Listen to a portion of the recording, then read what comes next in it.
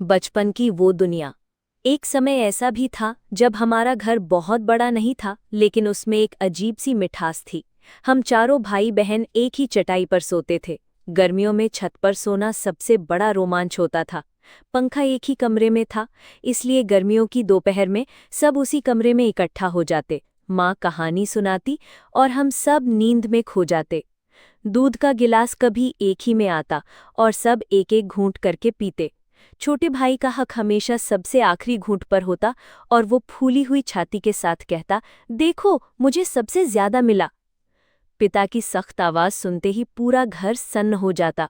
उनकी एक बस कहने की देर होती और शरारत करने वाले हम सब अपनी अपनी किताबें उठा लेते। नानी के आने से घर का माहौल बदल जाता। वो गुड़ के लड्डू, बेसन के सेव और अपने किस्सों का पिटारा लेकर आती। हमें उनके पास बैठकर वो कहानियां सुनना सबसे अच्छा लगता, जिनमें भूत भी होते और वीर योद्धा भी।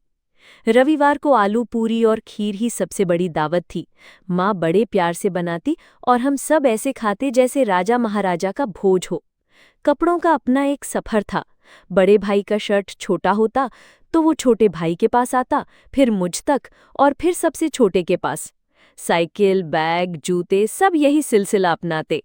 भाई बहन का झगड़ा भी कुछ ही देर में हंसी में बदल जाता। एक दूसरे को खींच कर मारना और फिर खुद ही चोट पर फूंक मारना, यही हमारा रिश्ता था। पैसे का मतलब सिर्फ टॉफी या मेले की सवारी होता। दादी नाना का आंगन हमारी सबसे सुरक्षित जगह थी। वहां बैठकर हम अपना हर डर भूल जाते। अब की दुनिया। लेकिन वक्त बदल गया। अब हर किसी का अपना कमरा है, अपना पंखा, अपना एसी और अपना अकेलापन भी। दूध की जगह कोल्ड ड्रिंक और कॉफी ने ले ली है। माँ का आंचल अब मोबाइल स्क्रीन पर दिखने वाला वीडियो कॉल बन गया है। पिता की सख्ती व्हाट्सएप के ऑनलाइन और लास्ट सीन में सिमट गई है। नानी के आशीर्वाद अब दूर से आते हैं। रविवार का खाना बाहर से मंगवाया जाता है और उसका स्वाद कभी भी उस आलू पूरी जैसा नहीं होता। भाई बहन अब एक दूसरे के नंबर फोन में रखते हैं, लेकिन बात महीनों में होती है। पैसे का मतलब अब सिर्फ जरूरत नहीं, बल्कि और चाहना है, और चाहतें कभी पूरी नहीं होती। पुरानी चीजें सिर्फ याद में हैं, घर में नहीं। दादी नाना अब सिर्फ फोटो फ्रेम में मुस्कुराते हैं।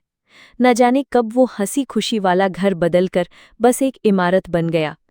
वो रात ऐसी ही एक ठंडी दिसंबर की रात थी। बाहर हल्की बारिश हो रही थी। मैं अपने कमरे में पुरानी एल्बम देख रहा था। उन तस्वीरों में हम सब एक दूसरे के गले में हाथ डाले, मिट्टी में खेलते, बारिश में भीगते, जैसे किसी और दुनिया के लोग हों। तभी दरवाजे पर धक धक हुई। मैं चौंका। इस वक्त रात के लगभग 11:30 बज रहे थे। मैंने दरवाज़ा खोला। बाहर वही पुराना डाकिया खड़ा था, जो अब रिटायर हो चुका था। उसके हाथ में एक लकड़ी की छोटी सी डिब्बी थी। उसने बिना कुछ कहे डिब्बी मेरी तरफ बढ़ाई और चला गया। डिब्बी का राज। मैंने डिब्बी हाथ में ली। लकड़ी पुरानी और घिसी हुई थी, जैसे कई सालों से कहीं पड़ी हो। उस पर चौक से लिखा था, घर में सब ठीक है ना? और नीचे एक नाम। वो नाम जिसे पढ़ते ही मेरे हाथ कांपने लगे, क्योंकि वो नाम मेरे बड़े भाई का था। वही भाई जो 10 साल पहले एक हादसे में। यादों का सैलाब। मैं वहीं बैठ गया। मेरी आंखों में आंसू थे। मुझे याद आया, वो भाई हमेशा मेरी ढाल बनकर खड़ा होता था। स्कूल में किसी ने कुछ कहा तो बस उसके नाम का जिक्र ही काफी होता। रात को छत पर लेटकर हम दोनों आसमान में तारे गिनते और सपने बुनते। जब हम बड़े होंगे ना, तो एक बड़ा सा घर बनाएंगे जिसमें सब साथ रहेंगे। लेकिन हादसे वाली उस रात के बाद सब बिखर गया। भाई चला गया, घर के लोग अलग हो गए, रिश्ते बस रस्में रह गए। शक की शुरुआत। पर सवाल ये था कि ये डिब्बी आई कहाँ से? अगर भाई नहीं है तो फिर? क्या किसी ने मजाक किया? या भाई सच में जिंदा है? दिल कह रहा था शायद वो कहीं दूर, किसी मजबूरी में। दिमाग कह रहा था नहीं, ये नाम सिर्फ एक संयोग है। लेकिन उस चौक की लिखावट बिल्कुल वैसी ही थी जैसी भाई की हुआ करती थी। सच्चाई की तलाश। मैंने डिब्बी खोली। अंदर एक छोटा सा कागज था। तुम्हारे बिना भर अधूरा है। जो वादा किया था वो अभी भी याद है, जल्दी मिलो। बस इतना ही लिखा था। ना तारीख, न जगह, लेकिन डिब्बी के कोने पर हल्का सा मिट्टी का दाग था। और उस मिट्टी की खुशबू वो गांव की थी, हमारा पुराना गांव। वापसी। अगली सुबह मैंने बिना किसी को बताए बस टिकट ली और गांव की ओर निकल पड़ा। गांव पहुंचते ही अजीब सन्नाटा था। वो आंगन जहां हम खेलते थे अब सूना पड़ा था। दादी की चारपाई खाली थी। पर तभी मैंने पुराने बरगद के पास किसी को खड़ा देखा। लंबा सा शरीर, वही झुकी हुई चाल, और जैसे ही उसने मेरी तरफ मुड़कर देखा, मेरा दिल रुक सा गया। और फिर वो बिल्कुल भाई जैसा दिख रहा था। मैंने धीमे कदमों से आगे बढ़कर उसका नाम लिया। वो मुस्कुराया और बोला, तुम आ गए, अब सब ठीक हो जाएगा। मैं आगे बढ़ा ही था कि अचानक पीछे से किसी ने मेरा कंधा पकड़ा। मुड़कर देखा, वही डाकिया खड़ा था। उसकी आंखों में अजीब सी बेचैनी थी। उसने धीमी आवाज में कहा, जिससे बात कर रहे हो वो तुम्हारा भाई नहीं है। सस्पेंस। मैंने फिर सामने देखा। वो इंसान वहां था ही नहीं। सिर्फ बरगद की जड़ों के पास वही लकड़ी की डिब्बी पड़ी थी, जिस पर अब लिखा था, अगली बार आओगे तो मैं सच बताऊंगा। और मैं वहीं खड़ा रह गया। समझ नहीं पा रहा था, क्या मैंने भाई को सच में देखा या ये सब मेरी यादों का धोखा था। बरगद के नीचे का सन्नाटा मेरे बरगद में थोड़ती हुई एक सिरहन एहसास कराता था। हवा में मिट्टी और गीली पत्तियों की गंध थी। जड़ें जमीन से बाहर निकलकर ऐसी फैली थीं जैसे किसी बूढ़े के हाथ, लंबे पतले पर ताकतवर। लकड़ी की वही डिब्बी मेरे पैरों के पास पड़ी थी। मैंने उसे उठाने के लिए झुकते ही महसूस किया, डिब्बी गलम थी, जैसे अभी अभी किसी ने हाथ में पकड़ी हो। मैंने इधर उधर देखा, कोई नहीं था। बस डाकिया कुछ दूर खड़ा था, मुझे देख रहा था। उसकी आंखों में डर था, वो डर जो किसी अनकहे राज का होता है। ये किसने रखा? मैंने जोर से पूछा। वो कुछ पल चुप रहा, फिर सिर झुका लिया, जैसे कहना चाहता हो लेकिन कह न पा रहा हो। डाकिया धीरे धीरे मेरी तरफ आया और बहुत धीमी आवाज में बोला, अगर सच जानना चाहते हो तो आधी रात को यहां मत आना। क्यों? क्योंकि यहां जो आता है वो या तो लौट कर नहीं आता या फिर बदल कर आता है। मैंने भौवें चढ़ाईं। बदल कर? मतलब? वो बस एक अजीब सी मुस्कान लेकर चला गया। उसकी चाल में जल्दबाजी थी, जैसे किसी डर से भाग रहा हो। मैंने डिब्बी उठाई और खोल दी। अंदर फिर वही छोटा सा कागज, इस बार पीछे मत हटना, तीसरी रात सच्चाई सामने होगी।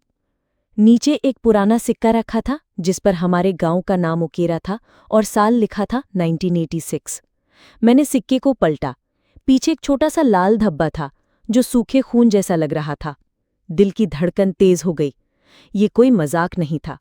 मैंने गांव में पुराने लोगों से बात करनी शुरू की। पहले तो सब टालते रहे, लेकिन अंत में एक बुजुर्ग रामचरण काका ने कहा, बेटा, बरगद के नीचे की जमीन खाली नहीं है। वहां तेरे भाई के साथ कुछ हुआ था जो तू जानना नहीं चाहता। मैंने उनका हाथ पकड़ लिया। काका, सब बताइए। बस इतना कहूंगा, हादसा नहीं था बेटा। जो हुआ वो किसी ने किया था, और जिसने किया वो आज भी यहीं है। उस रात में नींद में भी भाई को देख रहा था। वो बरगद के पास खड़ा था जैसे मुझे बुला रहा हो। उसकी आंखों में वही अपनापन था, लेकिन चेहरा पीला और थका हुआ। वो बस एक ही बात दोहरा रहा था, सच देखना है तो तीसरी रात आना, अकेले। मैं पसीने में भीग कर उठ गया। अगली शाम फिर डिब्बी मेरे कमरे की खिड़की पर रखी मिली। लेकिन ये कैसे हुआ? मैंने तो दरवाज़ा और खिड़की दोनों अंदर से बंद किए थे। इस बार डिब्बी में एक टूटा हुआ खिलौना था, एक छोटी सी लकड़ी की नाव। मैंने उसे पहचान लिया। ये वही नाव थी जो मैंने और भाई ने बरसों पहले गांव के तालाब में तैराई थी और फिर वो बहकर कहीं गुम हो गई थी। कंपी मेरे पूरे शरीर में दौड़ गई। अब मुझे यकीन हो गया कि ये कोई खेल नहीं है। मैंने तय किया कि तीसरी रात मैं बरगद के पास जाऊंगा, लेकिन खाली हाथ नहीं, अपने साथ टॉर्च, फोन और एक छोटा सा कैमरा लेकर। गांव के लोग कहते थे, रात के समय बरगद की पत्तियां अपने आप हिलने लगती हैं, भले ही हवा ना हो, और कभी कभी वहां से बच्चों के हंसने की आवाज आती है। रात के ठीक 12 बजे मैं बरगद के पास पहुंचा। चारों तरफ सन्नाटा था। चांद की रोशनी हल्की सी जमीन पर पड़ रही थी। मैंने कैमरा ऑन किया और रिकॉर्डिंग शुरू की। अचानक बरगद की पत्तियां सरसराने लगीं, जबकि हवा बिल्कुल नहीं थी। एक ठंडी लहर मेरे पैरों से होती हुई ऊपर चढ़ी, और फिर मेरे सामने धुंध सी बनने लगी। धुंध में धीरे धीरे एक चेहरा उभरने लगा। वो भाई का था। मैंने कांपते हुए कहा, तुम जिंदा हो? उसने सिर हिलाया, नहीं, लेकिन मेरा सच जिंदा है। मैंने आंसू रोकते हुए पूछा, क्या हुआ था? उसकी आवाज़ धीमी थी। मुझे गिराया नहीं गया था, मुझे धक्का दिया गया था। मैंने कांपते हुए पूछा, किसने? उसने बस एक नाम लिया, और वो नाम सुनते ही मेरे पैरों तले जमीन खिसक गई। वो था डाकिये का नाम। अचानक धुंध गाढ़ी हो गई। मेरी टॉर्च अपने आप बंद हो गई। चारों तरफ से बच्चों की हंसी आने लगी, तेज, डरावनी, गूंजती हुई। मैंने पीछे मुड़कर देखा। डाकिया वहां खड़ा था, लेकिन उसका चेहरा अजीब तरह से मुस्कुरा रहा था। अब तू भी सच जान गया तो यहां से जा नहीं पाएगा। मैं भागा, जितनी तेज दौड़ सकता था, लेकिन बरगद के नीचे की जमीन जैसे लंबी होती जा रही थी। मेरे कानों में भाई की आवाज गूंज रही थी, रुक मत, नहीं तो तू भी यहीं रह जाएगा। किसी तरह मैं गांव के बाहर तक पहुंचा और वहीं गिर पड़ा। सुबह उठते ही मैंने देखा, मेरे हाथ में फिर वही लकड़ी की डिब्बी थी, लेकिन इस बार उसमें कागज था, आखिरी बार चेतावनी, अगले अमावस्या तक वापस मत आना। नीचे लिखा था, डाकिया। मैंने गांव छोड़ दिया, लेकिन उस बरगद, उस डिब्बी और भाई के चेहरे की याद आज भी पीछा नहीं छोड़ती। कभी कभी रात को खिड़की के बाहर वही डिब्बी रखी मिलती है, और उसमें बस एक ही बात लिखी होती है, तेरा वादा अभी बाकी है। आखिरी सच। रात का सन्नाटा पूरे मोहल्ले पर छाया हुआ था। बिजली गुल थी और चारों तरफ सिर्फ अंधेरा। मोमबत्ती की हल्की सी लो में आरव के चेहरे पर एक अजीब सा डर और बेचैनी झलक रही थी। पिछले कुछ दिनों से घट रही घटनाओं ने उसकी नींद उड़ा दी थी। वो पुराना घर, अजनबी खत और रहस्यमयी गंध जो बार बार उसके कमरे में भर जाती थी। उस शाम जब उसे पुरानी अलमारी के कोने में बंद पड़ी लकड़ी की छोटी सी पेटी मिली, तभी उसे एहसास हुआ कि सच उसके बहुत करीब है। पेटी पर एक ताले के साथ एक नाम खुदा हुआ था, सुमित्रा। ये नाम उसके लिए नया था, लेकिन उस घर के इतिहास में शायद इसका बहुत गहरा रिश्ता था। आरव ने अपनी दादी से धीरे से पूछा, दादी ये सुमित्रा कौन थी? दादी का चेहरा अचानक सफ़ेद पड़ गया। हाथ में पकड़ी चाय की प्याली कांपने लगी। उन्होंने गहरी सांस ली और बोली, कुछ बातें ना पूछी जाएं तो बेहतर है बेटा। पर आरव अब रुकने वाला नहीं था। दादी सच बताइए, ये खत, ये पेटी और रात रात को आती वो गंध, ये सब क्या है? दादी ने चुप्पी तोड़ी। सुमित्रा तेरी परदादी की सगी बहन थी, लेकिन उसका अंत बहुत ही दर्दनाक हुआ था। लोग कहते हैं उसने अपने साथ हुए विश्वासघात का बदला लेने की कसम खाई थी, और उसी दिन से ये घर कभी शांत नहीं हुआ। दादी की बात सुनकर आरव का मन और बेचैन हो उठा। उसने तय किया कि चाहे कुछ भी हो वो पेटी खोलेगा। आधी रात को हाथ में टॉर्च लेकर वो अलमारी के पास पहुंचा। ताला पुराना और जंग लगा था, पर आरव ने हथौड़े से उसे तोड़ दिया। पेटी खुलते ही अंदर एक पीली पड़ चुकी डायरी, कुछ पुरानी तस्वीरें और एक रक्त से सना हुआ रुमाल मिला। डायरी के पहले पन्ने पर लिखा था, अगर ये डायरी तुम्हारे हाथ लगे तो समझ लो तू भी इस खेल का हिस्सा बन चुका है। आरव के हाथ कांप गए, लेकिन उसने पढ़ना जारी रखा। डायरी में सुमित्रा ने लिखा था कि कैसे उसकी शादी एक रईस परिवार में हुई, लेकिन कुछ दिनों बाद उसके पति और ससुराल वालों ने उसकी ज़मीन हड़पने के लिए उसे तंग करना शुरू कर दिया। वो अकेली रह गई, उसकी आवाज़ किसी ने नहीं सुनी, और एक रात उसने कुएं में छलांग लगा दी। आखिरी पन्ने पर खून जैसे सूखे लाल स्याही में लिखा था, मैं लौटूंगी और मेरा बदला पूरा होगा। डायरी पढ़ने के बाद से घर में अजीब अजीब घटनाएं और बढ़ गईं। रात में दरवाजे अपने आप खुलने लगे, कांच अपने आप टूटने लगे, और हर जगह वही सड़ी सी गंध फैल जाती। एक रात को आरव को लगा जैसे कोई उसके कमरे में खड़ा हो। टॉर्च की रोशनी डालते ही उसने देखा, एक औरत, भीगे हुए बाल, सफ़ेद साड़ी और चेहरे पर गहरे लाल निशान। उसकी आंखें जल रही थी। वो कुछ बोल नहीं रही थी, बस पेटी की ओर इशारा कर रही थी। आरव समझ गया कि यह आत्मा सुमित्रा ही है। उसने साहस जुटाकर कहा, तुम्हारा बदला मैं पूरा करूंगा, बस मुझे सच बताओ। सुमित्रा की आत्मा ने धीरे धीरे कहा, मेरी जमीन, मेरे दस्तावेज इसी घर के तहखाने में है। जिसने मुझे मारा उसकी औलाद आज भी इन्हीं गलियों में घूमती है। आरव ने अगले दिन तहखाने की तलाश शुरू की। धूल और मकड़ी के जालों से भरे उस अंधेरे कोने में उसे एक लोहे का संदूक मिला। उसमें जमीन के असली कागज थे, और सबसे चौंकाने वाली बात, उन कागजों पर उसके अपने चाचा का नाम दर्ज था। आरव ने चाचा का सामना किया। चाचा पहले तो हंसते रहे, लेकिन जब आरव ने सबूत दिखाए तो उनका चेहरा उतर गया। हाँ, ये सच है, तेरी परदादी की बहन ने सब कुछ मेरे बाप को दे दिया था, लेकिन अपनी मर्जी से नहीं, मजबूरी में। आरव ने पुलिस को खबर दी।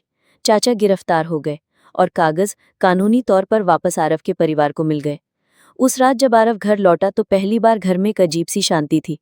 वो पेटी और डायरी लेकर उसी कुएं के पास गया जहां सुमित्रा ने अपनी जान दी थी। उसने धीरे से कहा, तुम्हारा बदला पूरा हो गया, अब तुम शांति से जाओ। हल्की हवा चली और आरव को महसूस हुआ जैसे किसी ने उसके कंधे पर हाथ रखा हो। सुमित्रा की परछाई धुंध में घुलकर गायब हो गई और उस सड़ी गंध की जगह हल्की सी चमेली की महक फैल गई। आरव को लगा कि सब खत्म हो गया है, लेकिन अगले हफ्ते डाक में एक नया पीला लिफाफा आया। उसमें सिर्फ एक लाइन लिखी थी, सच कभी खत्म नहीं होता आरव, बस बदल जाता है। मोमबत्ती की लौ फिर से डगमगाने लगी।